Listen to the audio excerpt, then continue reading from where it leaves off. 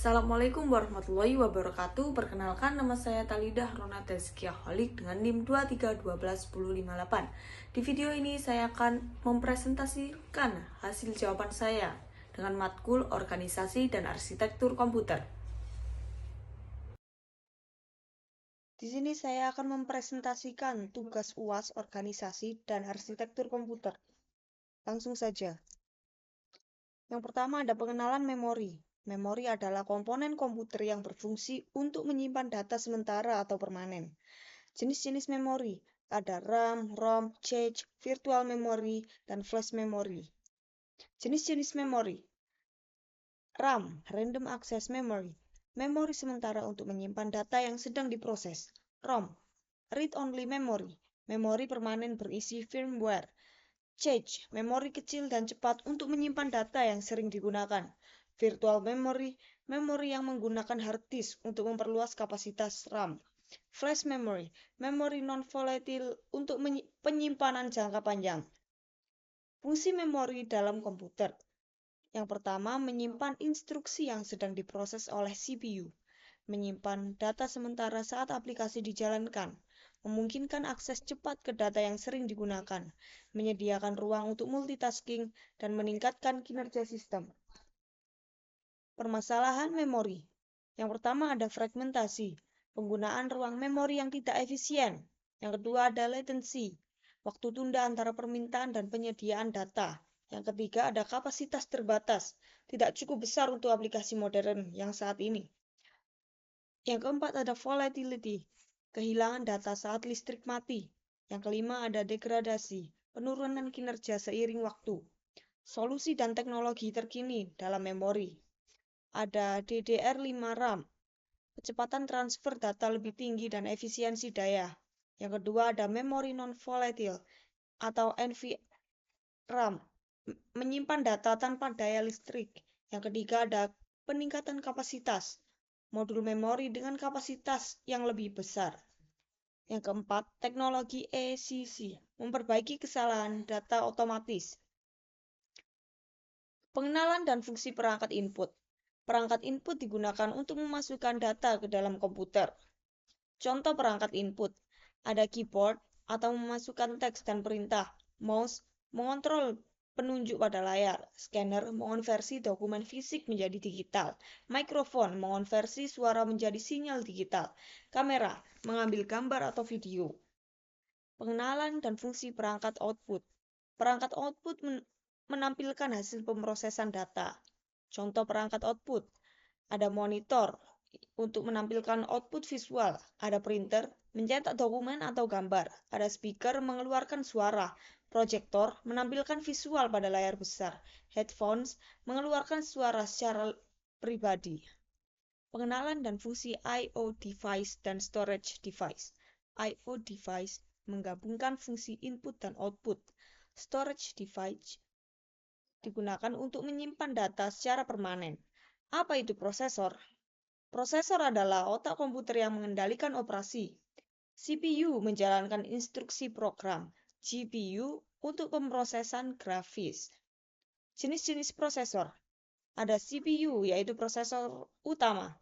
GPU prosesor khusus grafis. DSP pemrosesan sinyal digital. FPGA prosesor yang bisa diprogram ulang. Dan ada ASIC prosesor untuk tugas tertentu. Teknologi terkini dalam prosesor. Ada fabrikasi 5nm, arsitektur multicore, dan AI accelerators. Efisiensi dan kecepatan lebih tinggi. Prosesor terbaik saat ini yaitu ada AMD Ryzen 9 dan Intel Core i9. Alasan memilih prosesor tertentu.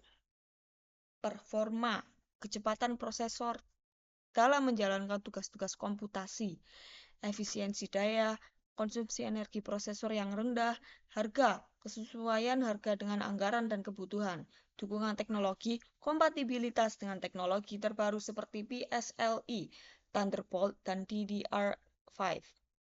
Pengenalan bus dalam komputer. Bus adalah sistem yang menghubungkan berbagai komponen komputer untuk memungkinkan transfer data, sinyal, dan alamat memori antara prosesor, RAM, perangkat penyimpanan, dan periferal lainnya. Jenis-jenis bus. Data bus mengirimkan data antara prosesor dan memori atau perangkat lain. Address bus mengirimkan alamat memori dari prosesor ke perangkat penyimpanan. Control bus mengirimkan sinyal kontrol untuk mengatur dan mengendalikan operasi komputer. Fungsi bus dalam sistem komputer. Bus berfungsi untuk mentransfer data, alat memori, dan sinyal kontrol yang diperlukan untuk mengkoordinasikan semua aktivitas dalam komputer, memastikan bahwa komponen bekerja dengan efisien dan sinkron. Teknologi dan inovasi dalam bus. Ada PSLI 4, generasi terbaru dari PCI Express. Dengan kecepatan transfer data yang lebih tinggi, ada Thunderbolt 4, teknologi koneksi menawarkan kecepatan transfer data hingga 40 Gbps. Bus optik, teknologi bus menggunakan serat optik untuk meningkatkan kecepatan dan mengurangi latensi.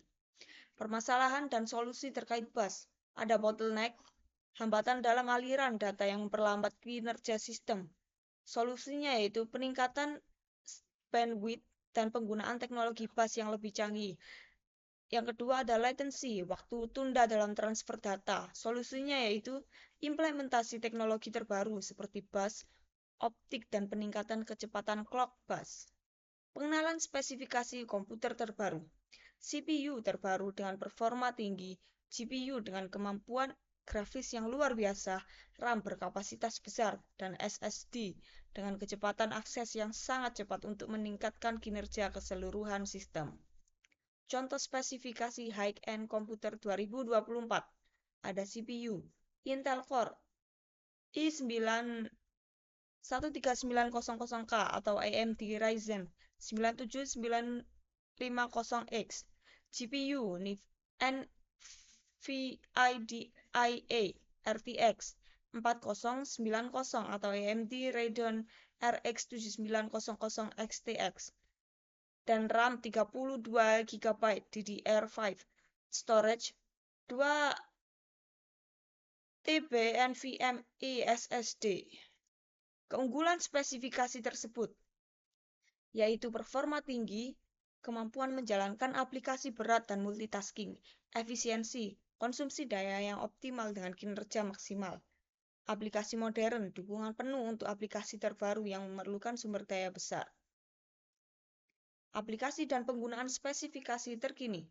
Ada gaming, mendukung permainan dengan grafis tinggi dan frame rate yang stabil. Rendering, mempercepat proses rendering video dan grafis 3 dimensi. AI, memungkinkan pengolahan data besar dan algoritma machine learning. Multitasking, menjalankan banyak aplikasi secara bersamaan tanpa lag. Perbandingan dengan spesifikasi sebelumnya, yaitu peningkatan kecepatan, prosesor dan GPU lebih cepat dibandingkan generasi sebelumnya. Kapasitas lebih besar, RAM dan penyimpanan yang lebih besar untuk menangani lebih banyak data. Peningkatan performa, optimalisasi dan efisiensi yang lebih baik dalam berbagai aplikasi. Sekian penjelasan dari saya. Maaf jika ada salah kata ataupun penjelasan yang kurang. Baik, itu saja. Terima kasih. Wassalamualaikum warahmatullahi wabarakatuh.